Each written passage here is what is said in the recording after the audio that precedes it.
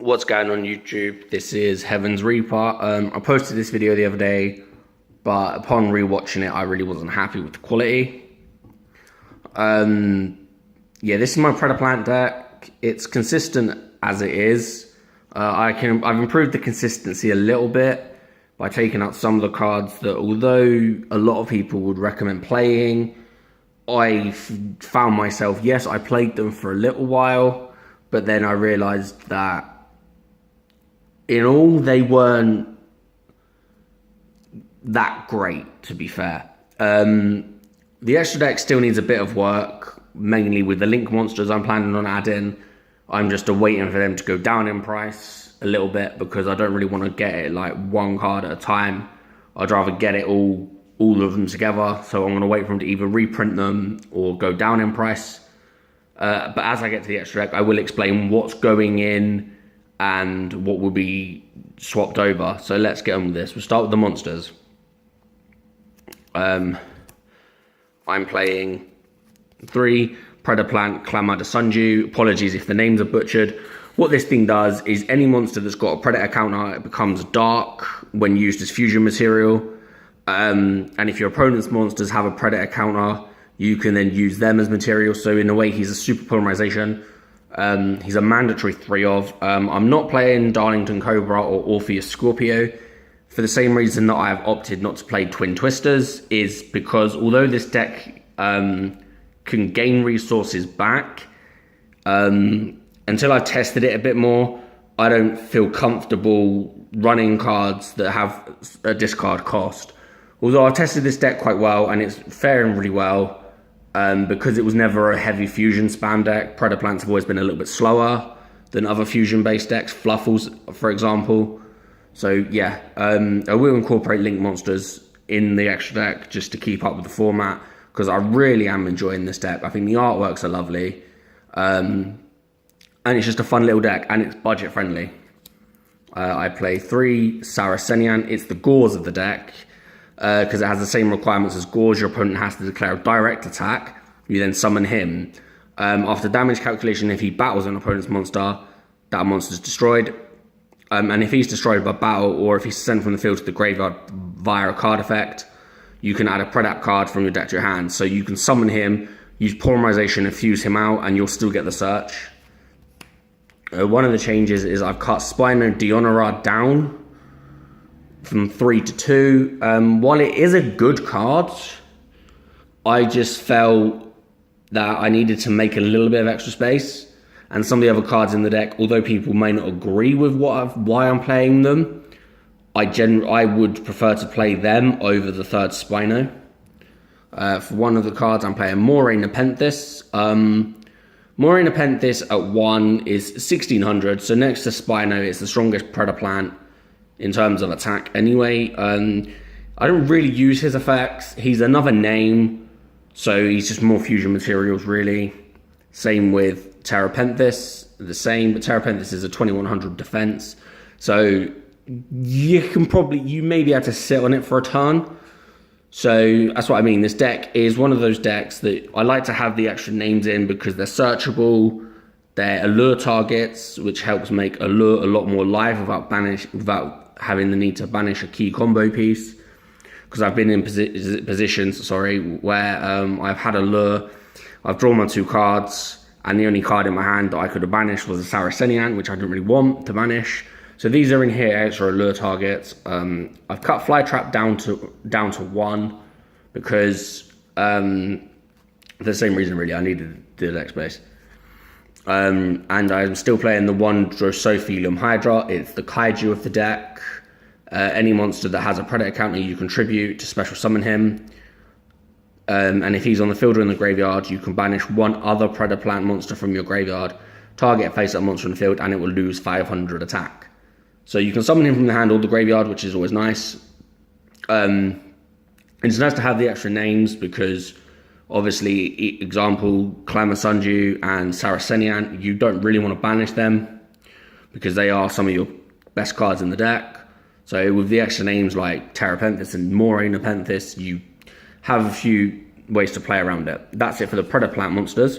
For the non-predaplant, I'm playing 3 Mystic Tomato.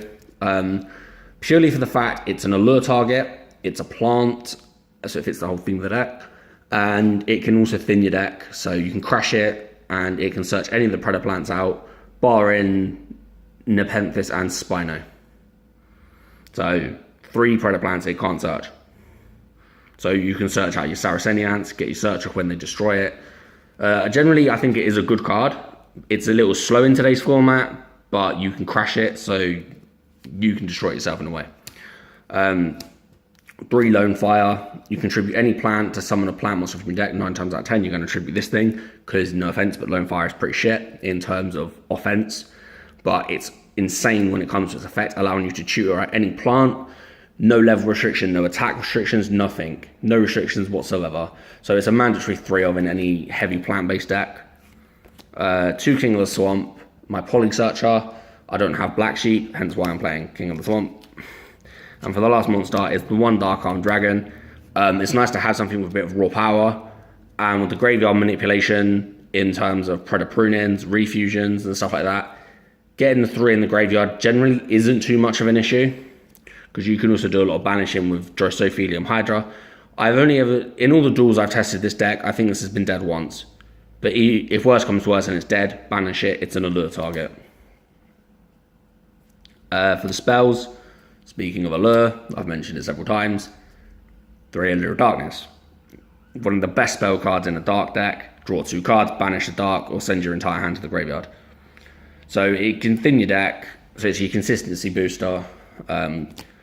3 Predaplant Pruning, searchable of Saracenian, and it's the premature burial of the deck without the 800 life point cost.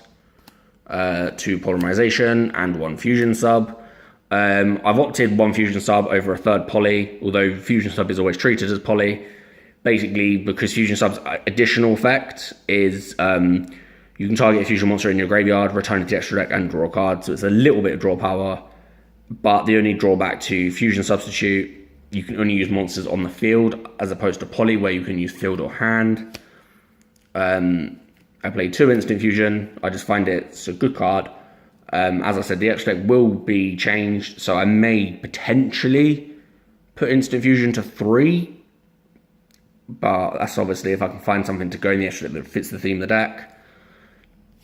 2 MST. People go, yes, play Twin Twister. As I've explained, until I've completely changed this deck, like, not completely changed it, but like found ways to mitigate the discard cost, I'm not going to play Twin Twister. I prefer MST, and Twin Twister is still a little bit pricey if I'm playing on a budget. I mean, this whole deck in total, minus the upstart and all that, because I already had that, spoiler alert, cost me about 30 quid.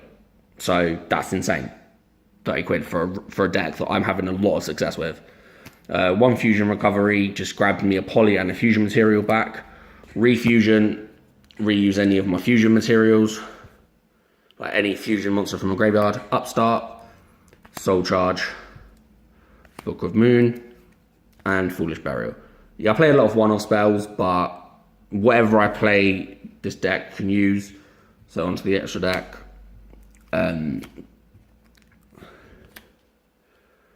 Through Rafflesia. Rafflesia is probably one of the best fusion monsters I've got in the extra deck, next to, obviously, the next one's coming up. During the next standby phase after it's in the graveyard, you get to add a spell, Polymerization spell, or a fusion spell. So you can search Refusion, Fusion Recovery, and Instant Fusion off of it. I've been in positions where I could have gone into this or the next monster, which is, you'll see in a minute.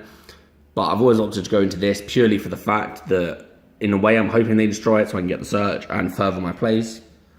Onto the next monster that I was talking about a minute ago. Starving Venom. I played 3. I've never needed the 3rd. So when I get those link monsters I'm looking for, I will probably potentially cut the 3rd, although I have the extra deck space to keep all 3 in. That is something else I may consider. But I think this card is great. I think the artwork is fantastic. These are the Mega Tin versions, because I wanted to keep this deck on a budget. 2 Invoked Caliga. It's the Dark Invoked, so it fits the whole dark theme of the deck. So I can Instant Fusion into this, summon any Predaplant, and then go into Rafflesia. Or this predaplant Starving Venom.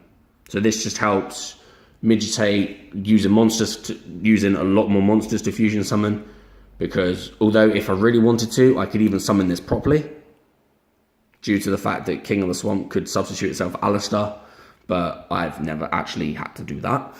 And Greedy Venom. This will be coming out once I get the Link monsters that I'm after, because I've never once gone into this. I mean, it's nice to have it as an option, but once I get the Link monsters, extra deck space may potentially get tight, so I'm going to have to make cuts, and Greedy Venom will be probably the first monster I take out.